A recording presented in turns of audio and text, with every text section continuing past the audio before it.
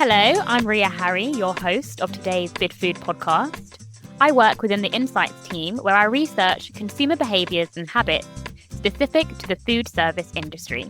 And most importantly, I use research to discover the latest food and drink trends that are predicted to grow within the next few years, all of which help you stay ahead of the curve. I'm so excited to be joined by Chef Denny, who I'll be interviewing today, and who will share his knowledge on how these trends apply to you all. So even if you're already aware of these trends, which you can find on our website, there is still so much more we can uncover. So let's get straight to it.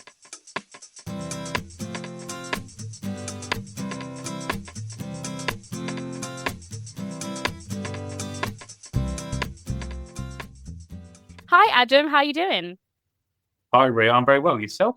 Yeah, I'm good, thanks. Happy to be joined here today to chat trends. So to kick off, I'd like to know which of the 2025 food and drink trends excites you the most? So for me, it's got to be the Greek and Turkish. Personally, I eat a lot of it at home right now. I go on the high street. I see it everywhere. Takeaways are inundated with Turkish and Greek. Grilled meats, salad, meze, fresh food, clean, healthy options. It's a great takeaway and it's a great food choice to have right now. So we have listeners tuning in from various sectors like pubs, hotels, leisure and schools. In your opinion, are there specific trends that have more potential in certain sectors compared to others? So for me, it fits in within all sectors. Healthcare, we have the BDA guidelines, we have the school compliancy within education. So we can just take these recipes and adapt them to make them smaller or bigger within education, healthcare, or we can uplift them into hospitals, leisure. We could take buns and bowls, for example. So we could have the leisure industry. We could put nutritional bowls within leisure. We could then take healthcare and then do soups. We could do stews, casseroles within there. We could then take the hotel sector where we could do Buddha bowls, poke bowls. You could do education where we could then talk about fibre and more nutritional, healthier options for children as well. I liked how you mentioned soups and stews, which can actually be blended, which is great for care homes because if they're blended, then they can experience flavours from around the world in a blended format. Absolutely. I'm glad you've actually mentioned that because that's actually Itsy, where we then puree the food down and make it safe for people that do struggle to be able to eat the food. So it's blended. It goes through a process to make it easy for them to be able to eat themselves. So they will be able to take those flavours on. You share some really great points, and I'm sure it's a huge relief for our listeners to know that these trends can work across all sectors.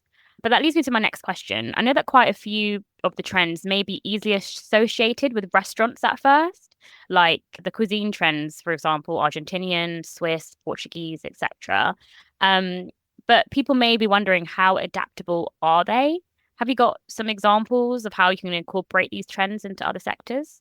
I've got a really good example, actually. So I personally just worked on a Greek concept for Compete with the Street for secondary schools, which is all school compliant and on Bidfood Direct.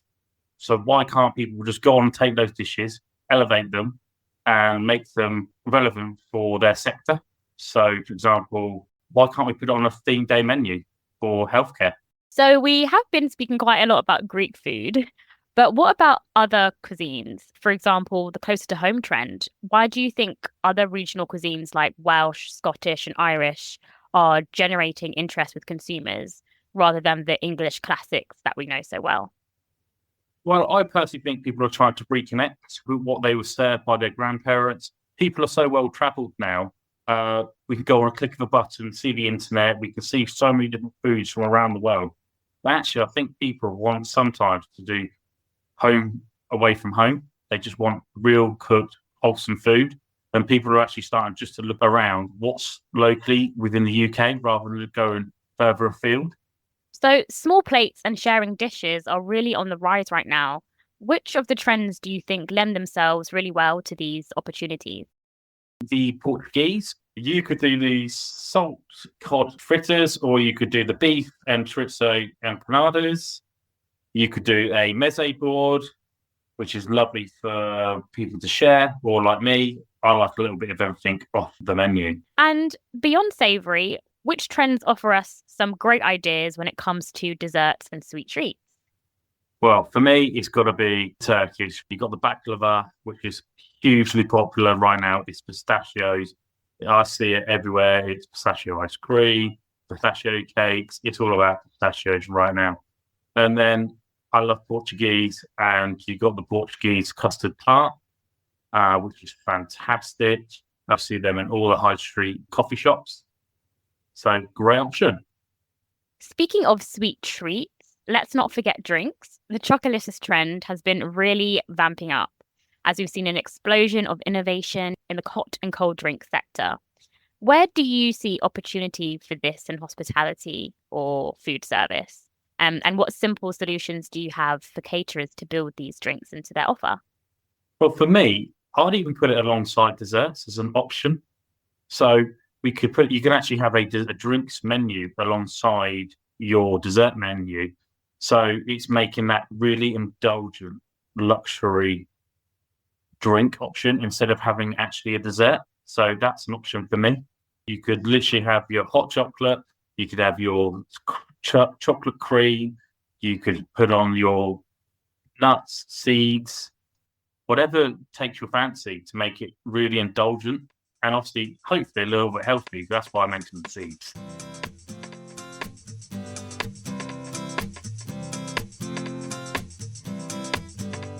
This podcast is sponsored by Arla. If you're looking to bring the chocolicious trend to life and add a touch of indulgence to your desserts or beverages, look no further than Arla's chocolate-flavoured cream.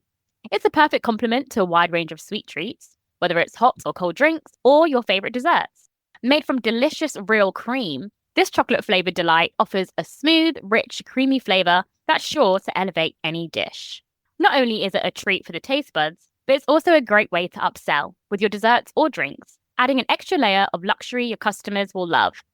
And with ambient storage before opening and a long shelf life thanks to its UHT processing, it's as practical as it is delicious.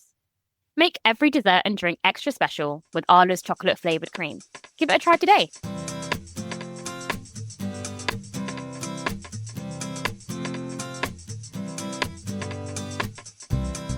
So, with all of these innovations, sustainability is still a huge topic. With 7 in 10 consumers telling us in our research that sustainability is an important factor when deciding which out-of-home venue to visit, what practical tips, Adam, do you have to help caterers really put sustainability into practice on their menus? For me, it has to start with the menu. Understanding the customer, what they want from you and their needs. From the ordering, makes your ordering easier, managing your stock rotation, and utilising the ingredients where you can. Also, making sure you use seasonal ingredients. And everyone has a favourite food waste tip up their sleeve. What's yours? It's probably the cliche one. It's bread. Bread for me, I think it is the most wasted food in the UK. So for me, it's making croutons, it's making breadcrumbs, is using that stale bread to make a dessert. I've made even caramel croutons. So where we were talking about the chocolate, hot chocolates, we could even put caramelized croutons on top of that. Caramelized croutons. Wow, I never heard of that one. They are delicious. Great. Well, thanks you for that tip. I'm sure that is going to be very handy for a lot of people listening. But that brings us to the end of today's episode. Brilliant. Thank you so much for letting me be on here today. Thank you, Adam. A huge thank you to you for sharing such incredible insights and your perspective on the food and drink trends. And I hope everyone listening has felt inspired. If you'd love to find out more about the food and drink trends, head to our website, bidfood.co.uk. Most importantly, be sure to subscribe or follow wherever you get your podcasts so you don't miss out on future conversations with more amazing guests.